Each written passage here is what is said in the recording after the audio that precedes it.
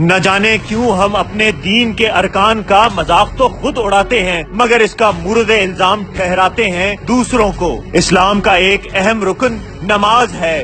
नमाज का मजाक उड़ाने वाली ये वीडियोस अक्सर औकात सोशल मीडिया पर देखी जाती हैं, जिनको लोग फिर अपने व्हाट्सएप ग्रुप्स में भी धड़ाधड़ शेयर करते हैं। हमने उलमा से रहनुमाई के बाद ये वीडियो बनाने का फैसला किया, जिसमें उलमा ने हमें बताया कि ऐसी वीडियोस बनाना न सिर्फ गुनाह बल्कि गुनाह कबीरा के जुमरे में आता है, और जो लोग दूसरों को हंसाने के लिए महज इस तरह की वीडियोस बनाते हैं वो ऐसा मत करें, क्योंकि ये बहुत बड़ा गुनाह है। क्योंकि नमाज में बंदा अपने रब से हम कलाम होता है, और नमाज में न सिर्फ बंदे और अल्लाह के दरमियान गुफ्तगू होती है बल्कि उसके हबीब सल्लल्लाहु अलैहि वसल्लम का भी जिक्र है। और नमाज एक ऐसी इबादत है जिससे दिल को सुकून हासिल होता है। फिर न जाने क्यों कुछ नादान ऐसी हरकतें करते हैं जिससे इस्लाम की बदनामी होती है, और इस अमल में शरीक हर शख्स गुनाह का मुर्तकिब है। याद रखिए, नमाज आपके दिल और चेहरे का नूर है, जिस्म की राहत है,